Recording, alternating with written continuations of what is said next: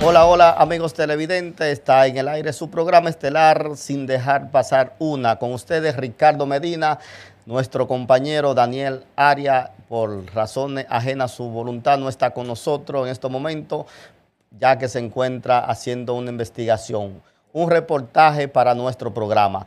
Amigos televidentes, nuevamente le agradecemos su compañía. Por favor, siempre tengan la bondad y denos seguimiento a través de las diferentes redes sociales que nuestro programa les llega. Máster, saludo, ¿cómo está, Rona? Un placer. Todo bien, todo bien. Rona, hazme el favor, colócame una fotografía de una dama que tenemos ahí, por favor. Sí. Señores, amigos televidentes, la ley es la regla que hace posible que nosotros tengamos convivencia en la sociedad.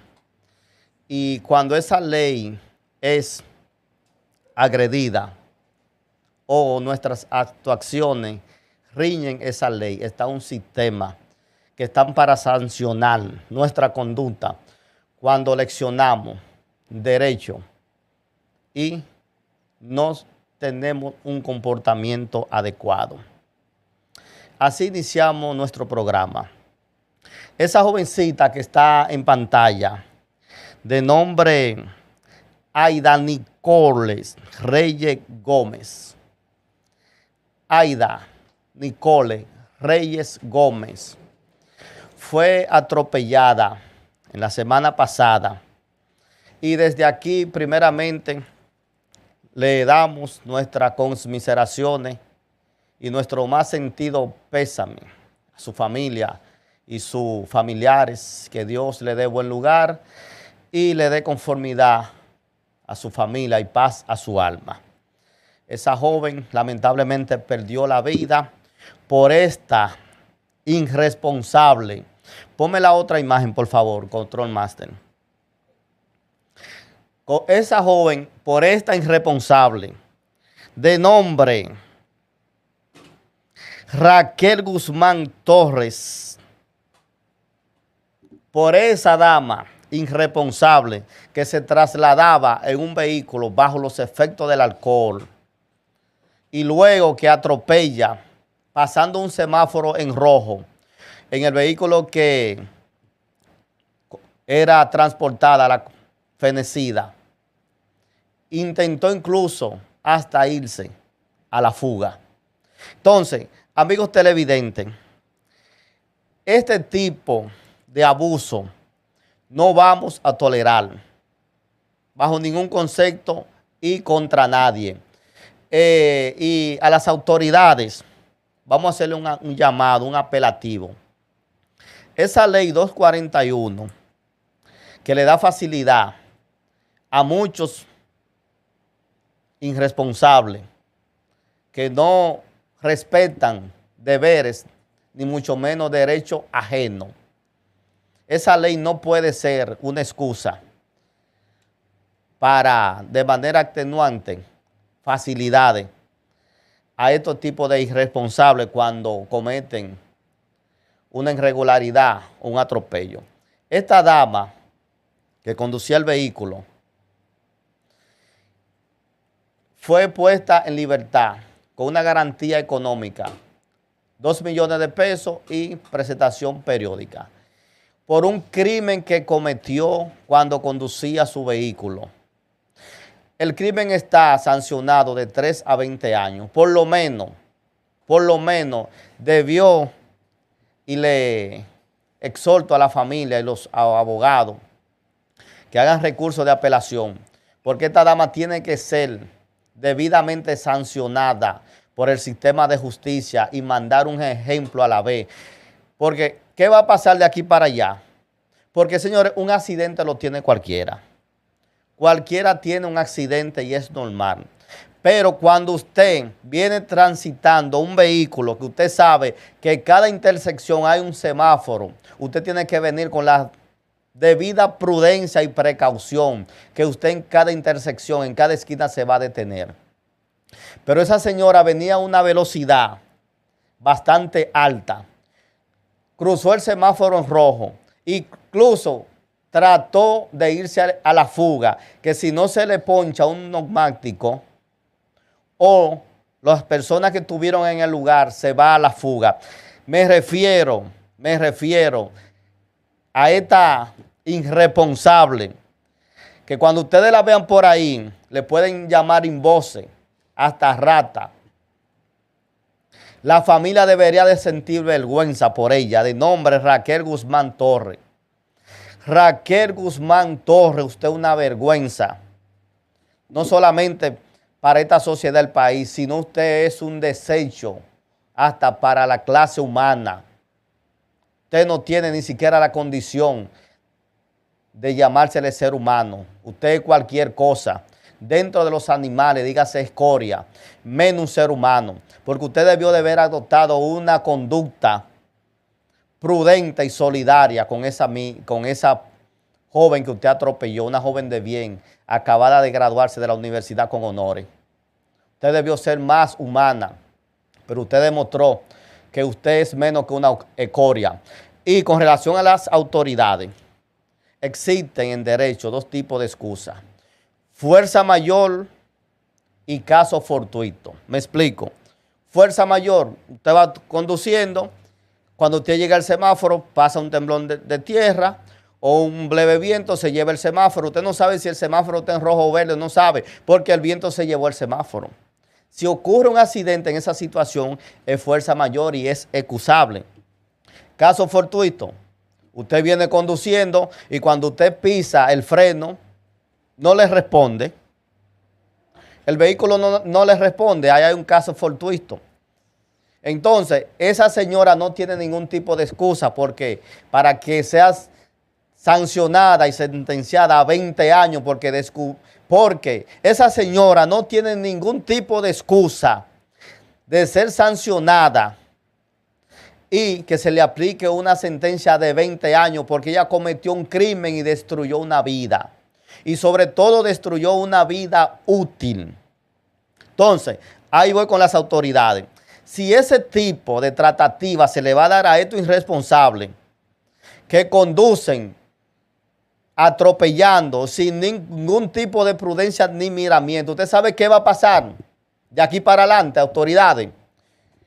Cuando una persona por imprudencia choque a una persona y le causone la muerte, va a haber un linchamiento. Si hay un familiar cerca o alguien que le duela a esa víctima, eso va a pasar, porque si no hay ley, si no hay justicia para sancionar debidamente a estos irresponsables que andan en un vehículo atropellando gente sin ningún tipo de conciencia, entonces, repito, ¿qué va a pasar de aquí para adelante? Cuando un irresponsable de esto, por llevarse una luz en rojo o hacer un rebase inadecuado o cualquier manejo temerario, cualquier imprudencia que produzca conduciendo un vehículo y ocasione la muerte de alguien, entonces ahí va a haber un linchamiento.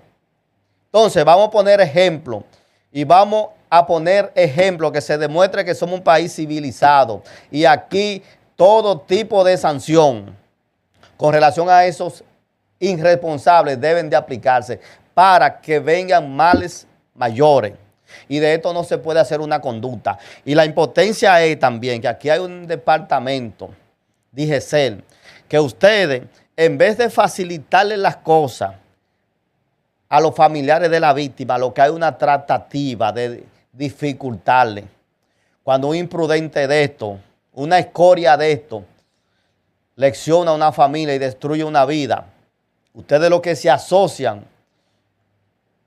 con el infractor, si es de clase, si tiene dinero, en contra de la víctima. Entonces, la familia que apele y todo el que le facilitó, sobre todo el que la facilitó, redundando, todo tipo de interés para que esta persona salga con la suya, que también sean sancionados.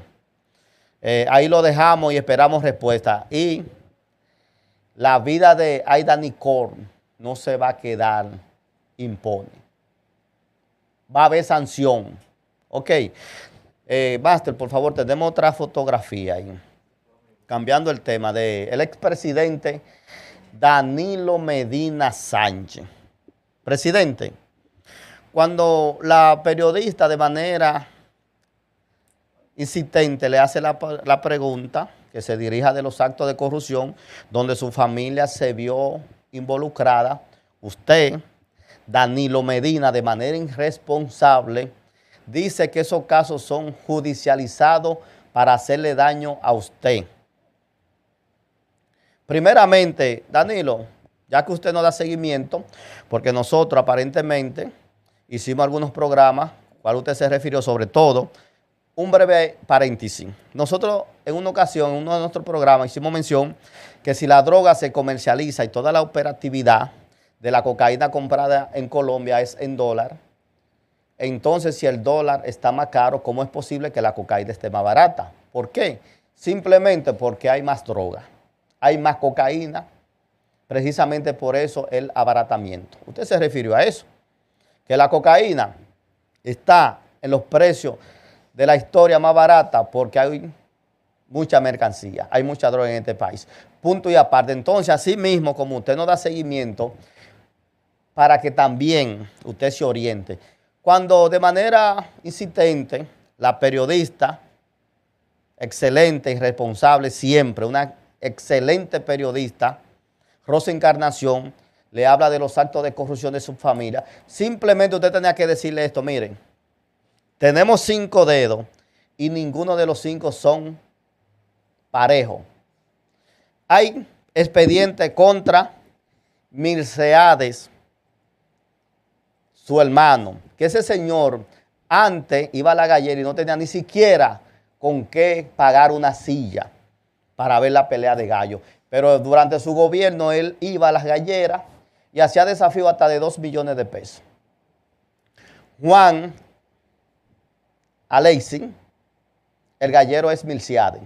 Juan Alexis haciendo opulencia y sobre todo ese movimiento que él tenía en la campaña Tornado de vehículos caros y de última generación y esa opulencia que él hacía económicamente hablando, ¿de dónde sacó ese dinero? Usted nunca se dio cuenta, Danilo Medina. Lo otro es lo que hacía su hermana Araceli en el Banco de Reserva, cuando esta era funcionaria en el Banco de Reserva y su sobrina también. Usted nunca se dio cuenta de eso. Lo que hacía Magalis en el Fompen. O sea, y lo que hacía también Lucía Medina Yomaira detrás de la candidatura por una senaduría en San Juan. O sea, usted nunca vio en todo tipo de tratativa que estaban sus hermanos leccionando económicamente el Estado. Usted nunca se dio cuenta. Yo, a título personal, yo sé las condiciones de mis hermanos. Gracias a Dios están ellos todos bien. Ninguno ha sido empleado del Estado. Entonces usted nunca se dio cuenta de la opulencia de sus hermanos. Usted debió de haber hecho mejor defensa, Danilo Medina. Lo que pasa es que ahora usted está sacando el pechito porque este gobierno es un desastre. Y puede ser el peor del mundo, pero eso no le da a usted ningún tipo de condiciones, ni de ética ni de moral, para usted hablar aquí de política y reclamar absolutamente nada. Porque usted no actuó con sentido responsable en defensa de los intereses y los beneficios de su pueblo, de este pueblo, cuando sus hermanos hacían lo que le daban la gana con el erario público y con los dineros de este pueblo. Usted no hizo absolutamente nada. Y lo otro es Danilo Medina, que dicen algunos colifeos, esos periodistas, fautos, adorcenados, mediocres, que fueron inteligentes para hacer mucho dinero, que la entrevista suya causó más revuelo y más interés que el discurso del presidente de rendición de cuentas el 27 de febrero. Claro que sí. Primeramente el presidente Luis Abinader, que tampoco defiende su gobierno, es un caos y un desastre, habla toda la semana. Tiene 5 años diciendo lo mismo en ese Senado, en esas 2 cámaras del Senado constituidas en Asamblea Constituyente. 5 años diciendo la misma cosa. El pueblo está cansado. Tiene las semanales lunes tras lunes. El pueblo está cansado de escuchar lo mismo. Precisamente por eso su entrevista impactó, porque usted tenía 4 años y 7 meses huyéndole a la prensa. Entonces ahora usted tuvo valor de ir a un programa de lo suyo, donde esos periodistas que estaban ahí se capitalizaron económicamente en su gobierno, que la mayoría tenían hasta 10 programas y tenían patrocinio de todos los ministerios y se buscaban 8 y 10 millones de pesos semanal. Claro, tienen que agradecerle y no le van a hacer una pregunta incómoda y usted se sintió y fue a ese programa, pero venga aquí sin dejar pasar una, a ver si es verdad, que le vamos a hacer 2 o 3 preguntas. Entonces, usted tuvo 4 años y 7 meses corriéndole a la prensa por no dar declaraciones, sobre todo de todos los actos delincuenciales que hicieron sus hermanos cuando usted era presidente y usted lo sabía. No puede alegar ignorancia, porque ¿cómo es posible que dentro de su familia el que más ha escalado en todo el sentido de la palabra profesional, el que más ha tenido éxito es usted, y tiene un apartamento porque se lo regalaron? ¿De dónde rayo entonces los hermanos suyos iban a sacar bonanza? Iban a sacar riqueza. Usted nunca se lo preguntó. Entonces, precisamente por eso usted debería de esconderse y dejar de hablar. No 4 años y 7 meses, hermano, sino 40 años. Otra cosa, ponme una fotografía, máster, ahí, del señor Hipólito Mejía. Hipólito Mejía, ¿y hasta dónde es que usted va a seguir neciando y molestando? Usted no tiene vacaciones, usted no tiene pausa. Ahí hay un listado de 34 generales que están en un listado de pensión o de retiro y usted tiene ese listado paralizado porque supuestamente son generales suyos. ¿Qué usted le cree? ¿Que Carolina va a ser presidenta de este país? Pues fíjese que no, eso no es verdad. Aquí hay demasiados hombres y mujeres con concepto y preparados para hacer una buena gestión, que no sea su hija, que ha sido un fracaso ahí en el ayuntamiento, en la alcaldía del Distrito Nacional. Entonces, Hipólito Mejía ya está bueno, cójase sus vacaciones, deje de neciar, deje esta sociedad en paz. Entonces, usted sabe el estancamiento que hay en las Fuerzas Armadas y porque usted no se puede publicar ese listado de pensiones. Con razón usted fue el 27 de febrero al desfile del Malecón. Fue a esperar al presidente y a darle un mensaje al ministro de las Fuerzas Armadas que no publique ese listado, porque no creo que usted fue el 27 de febrero a ver el desfile de guardia.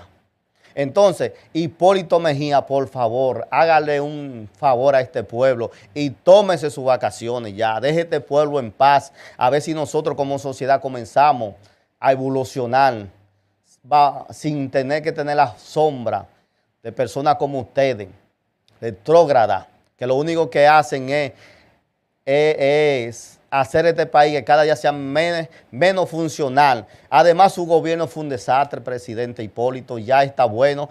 Amigos televidentes, seguimos con un tema de muchos interés. Tenemos un invitado acá, el ingeniero Abreu Antonio Abreu. Ingeniero, preséntese usted mismo con nuestro público de aquí sin dejar pasar una. Sí, buenas tardes, compañero televidente. Muchas gracias, hermano Ricardo, doctor Ricardo. Mi nombre es Antonio Abreu, ingeniero civil, con 43, 45 años de experiencia y con alguna maestría que hemos hecho fuera y dentro del país. Y humildemente aquí estamos en el día a día ejerciendo la profesión. Ingeniero Antonio Abreu, usted dice que tiene 43 años de experiencia como ingeniero. Excelente. Ingeniero, hay una situación que se ha ido publicando de manera pero usted es el hombre ideal para que usted nos saque de esta duda. ¿Qué realmente está pasando con la construcción y la continuidad del metro que va del 9 hacia Los Alcarrizos? Ricardo, qué bueno, sí, muchas gracias por esa pregunta. Si te refieres a la línea 2, a la línea 2C del metro, que comienza en el kilómetro 9 de la autopista Duarte y concluye en la entrada de Los Alcarrizos, o viceversa. Bueno, esa línea del metro yo particularmente la he denominado, la he bautizado como el fracaso del metro de Luis Abinader. ¿Por qué te digo el fracaso del metro de Luis Abinader? Porque esa obra se inició en el año 2022 con un programa de trabajo que supuestamente se iba a inaugurar en el primer semestre del 2024. En junio del 2024 se anunció que ya no se iba a inaugurar en esa fecha, sino a final del año 2024. Pasa el 2024.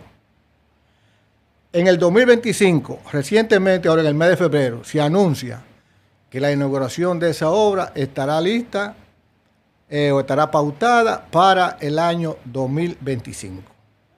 Yo soy una persona muy optimista y dentro de mi optimismo estipulo y calculo que con los fracasos y los obstáculos que ha tenido esa obra se podrá inaugurar a lo mejor tal vez en el 2028. Ingeniero, una pregunta directa.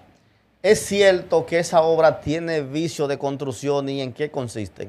Precisamente por eso, te digo que tal vez para el 2028 la obra pueda estar concluida. Por los vicios de construcciones, la falta de gerencia que ha tenido esa obra.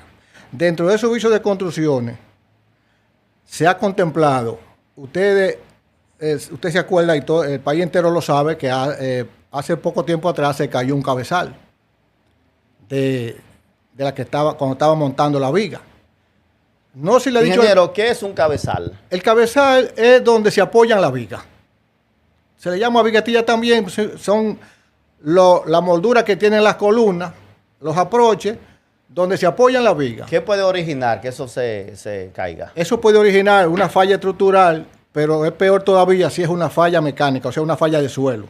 Porque si el suelo es que está fallando, o el suelo fue que falló, eso significa que hay que revisar la obra completa y revisar los estudios de suelo que se elaboraron para esa obra, para ese proyecto. Ingeniero, la compañía que está realizando esos trabajos de construcción del metro, ¿tienes experiencia en ese tipo de construcción? Bueno, se supone que si el Estado la contrató es porque debe tener experiencia. Ahora, la compañía no es quizá la culpable de una falla que pueda haber ahí. La falla se le tiene que culpar a la gerencia de la obra, que es el responsable directo de la obra. Porque todos los errores que cometa la compañía o el contratista, el responsable es el ejecutor, el contratante. El contratante es el responsable, que viene siendo el Estado, y el representante del Estado, el señor Rafael Santos, el ingeniero Rafael Santos, que es el director de la OPRE, es el responsable directo de todo lo que pueda suceder ahí. Tenemos entendido que esa obra está siendo realizada por una compañía de construcción santiaguera. Si no mal recuerdo, el ingeniero Estrella. ¿Tiene realmente esa compañía, y disculpe que le haga otra vez la pregunta de otra forma, experiencia en ese tipo de construcciones? Bueno, la compañía Estrella tiene muchas experiencias, pues una compañía que ha construido varias empresas como contraparte de compañías extranjeras. Llámese la empresa de Pinalito de Constanza, la presa Jigüey Aguacate, que hace muchos años también tuvo Estrella parte de la construcción de esa obra, y muchas obras. Ellos han participado en muchas obras, en los elevados de la 27 también, cuando estaba Odebrecht. Ingeniero, pero las presas, independientemente que son obras prácticamente rudimentarias, el tren, tranvía, ese transporte rápido de última generación, se necesita mucha tecnología.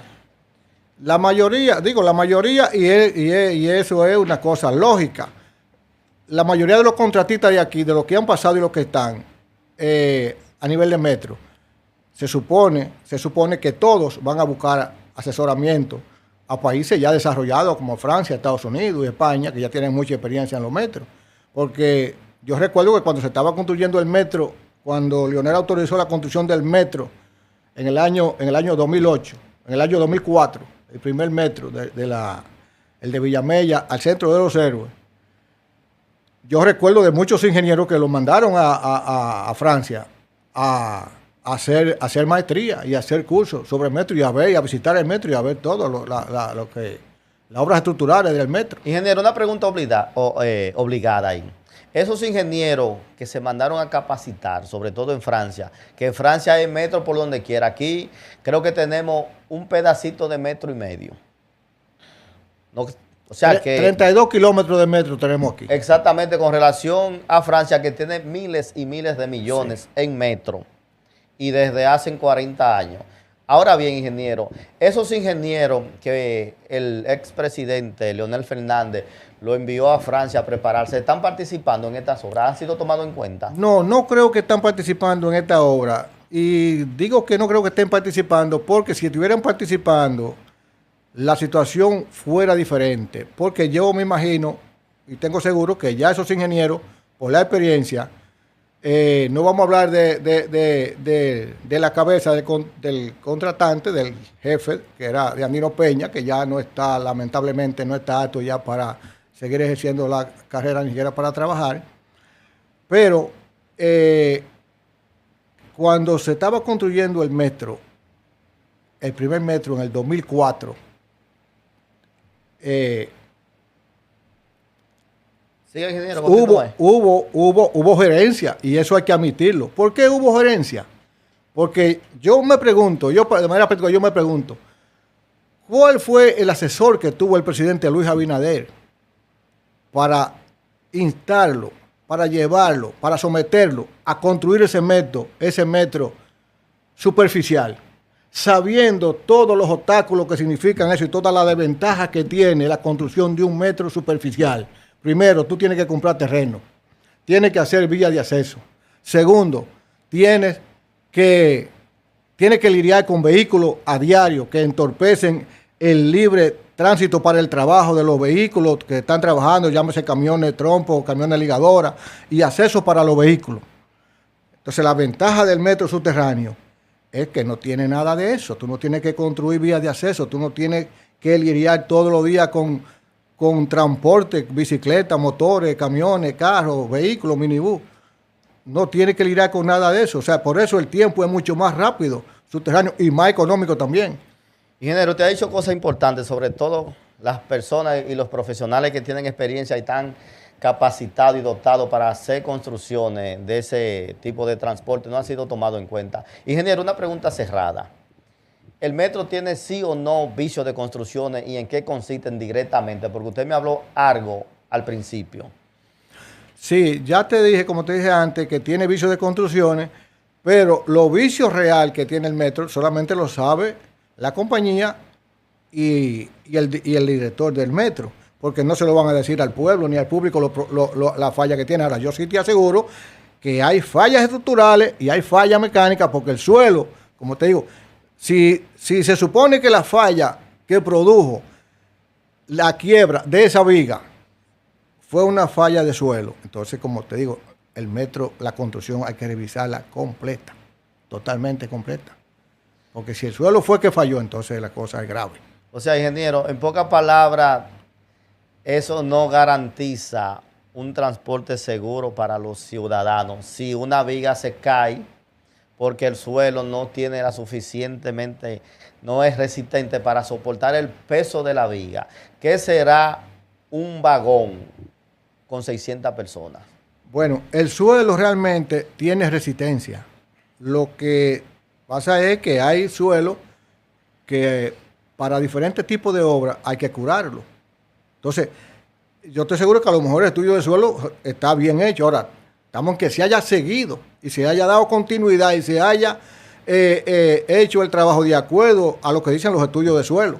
Porque ese es el problema, que a veces los suelos hay que curarlo de tal manera que salen tan costosos que mucha gente dice, bueno, pero eso no es necesario o quizás no se vaya a caer. No, para eso es la experiencia y para eso es la técnica. Si te dice un suelo que tú tienes que vaciar un hormigón de X dosificación, llámese 400 kilogramos por centímetro cuadrado o 300 kilogramos, dependiendo del peso que va a soportar y la distribución que va a tener la viga hacia la columna, hacia los aproches.